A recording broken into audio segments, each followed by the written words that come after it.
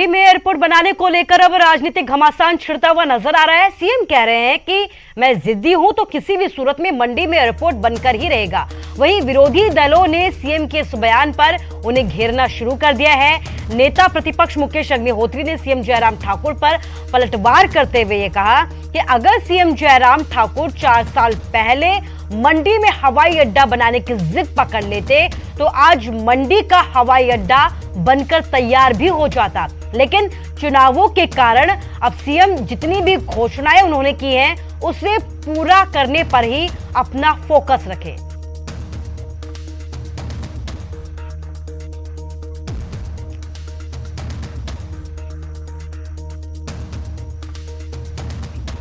Airport की बात, हाँ मैंने कहा है और मैंने कहा है कि एयरपोर्ट मेरी जिद है।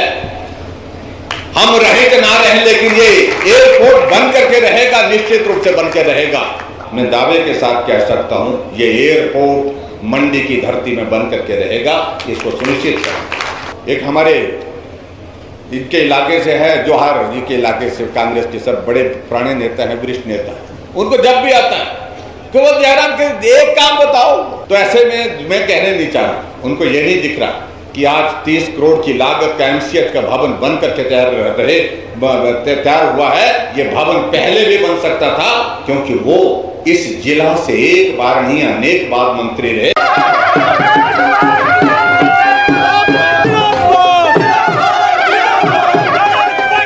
इसलिए अब मुख्यमंत्री को गुस्सा आ रहा है। मुझे मालूम है कि मेरे पे गुस्सा आता है उनको, सुबह शाम दोपहर जो है रात को और सपने में भी आता है। अब मैं क्या कर सकता हूँ आप बताओ। अब वो कहते हैं मुकेश अग्निहोत्री का दिमाग खराब हो गया है। मैं कहता हूँ भाई ठीक है, प्रदेश की आपकी सरकार है, चलो न्यूरो डॉक्टर को दिखा लेते हैं। अगर क्योंकि डॉक्टर को मैंने कहा कि ऐसा मुख्यमंत्री बोलते हैं कि आपका दिमाग खराब है, बोला तो वो कह रहे हैं कि नहीं आपका ठीक है, जिसने आपको बोला होगा उसका भी चेक करना पड़ेगा। तो अब क्या कर सकता हूँ मैं।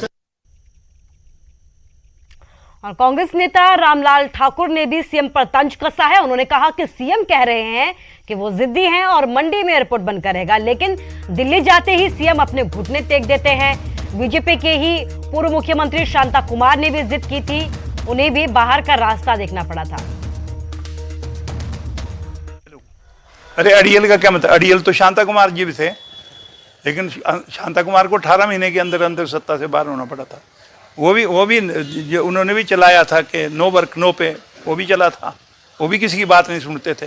और आप भी अगर इतने अड़ियल हैं, अड़ियल आप यहीं पे बोल रहे हैं कि दिल्ली में लेकिन घुटने टेक देंगे। अगर वहाँ पे करना है तो ये डबल इंजन की सरकार पैसा लाए सेंट्रल गवर्नमेंट से, प्रधानमंत्री यहाँ पे आ रहे हैं, कोई पैकेज लेके आए ताकि हिमाचल प्रदेश का जो कर्ज जो है वो अनप्रेसिडेंटेड कर्ज। वहीं नेता प्रतिपक्ष मुकेश अग्निहोत्री ने कांग्रेस में टिकट बंटवारे को लेकर कहा कि टिकट मेरिट के आधार पर दिए जाएंगे, सर्वे के आधार पर दिए जाएंगे। जिन विधायकों ने अच्छा काम किया है उन विधायकों को भी टिकट दिया जाएगा। हालांकि उन्होंने ये भी साफ किया है कि मौजूदा जो कांग्रेस के विधायक हैं, सर्वे में ये सामने आया है कि उन्होंने अच्छा काम किया है। मेरिट पे मिलेंगे, इसमें कोई दो राय नहीं है। टिकट सर्वे पे मिलेंगे और टिकट उसी को मिलेंगे जिसका टिकट बनता है। ये टिकट जो है का जो बंटवारा होना है, टिकट की सेंट्रल इलेक्शन कमेटी है, सीईसी बैठती है, उसका मैं भी सदस्य हूँ। जब वो कमेटी बैठेगी हम अपनी राय उस कमेटी के समक्ष रखेंगे। और वहीं कांग्रेस प्रदेश अध्यक्ष प्रतिभा सिंह ने बीजेपी सरकार पर जमकर निशाने साधे। उन्होंने ये कहा कि जयराम सरकार ने हिमाचल में विकास करवाया होता तो पीएम मोदी का आज सहारा लेने की उन्हें कहीं पर भी जरूरत नहीं पड़ती।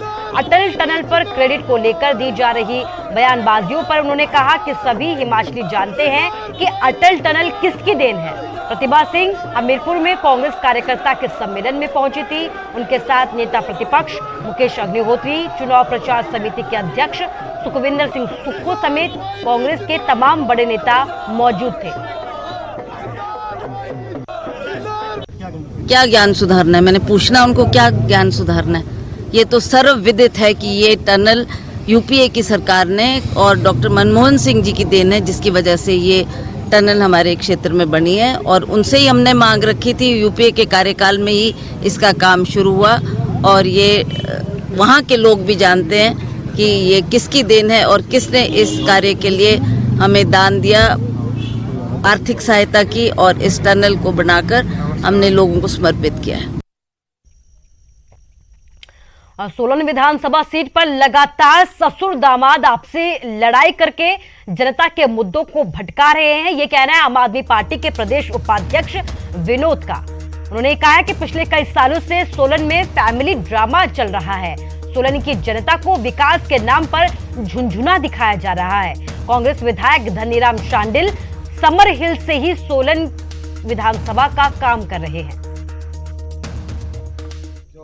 प्रत्याशी अपने आप को समझ के चल रहे हैं, ये दोनों ही आपस में रिश्तेदार हैं और जनता का ध्यान अपने ओर आकर्षित करने के लिए एक दूसरे के ऊपर आरोप प्रत्यारोप लगा रहे हैं और इसके अलावा ये कुछ भी नहीं है। जबकि दोनों ही इसके लिए जो सोलन में विकास की गति रुकी है या किसी प्रकार का भी यहाँ पे सरकारी जो विकास है उसमें अगर आगे गति नहीं ले पाया तो दोनों ही जिम्मेवार है इसके लिए। एक सत्ता पक्ष में है, वो पूर्ण रूप से सत्ता के बहुत करीब हैं और मुख्यमंत्री जी के चहेते होने के बावजूद भी सोलन में किसी प्रकार का बड़ा प्रोजेक्ट जो है वो भाजपा यहाँ पे नहीं ला पाई। और अब खबर हरियाणा के रोहतक से है, जहां पर गुंडागर्दी की लाइव तस्वीरें यहां पर सामने आई है। बाबरा मोहल्ले में सरेआम एक युवक की हत्या कर दी गई। पहले उसके साथ मारपीट की गई और फिर ताबड़तोड़ चाकू से कई वार किए गए। बताया जा रहा है कि मामूली कहासुनी की वजह से इस हत्या की वारदात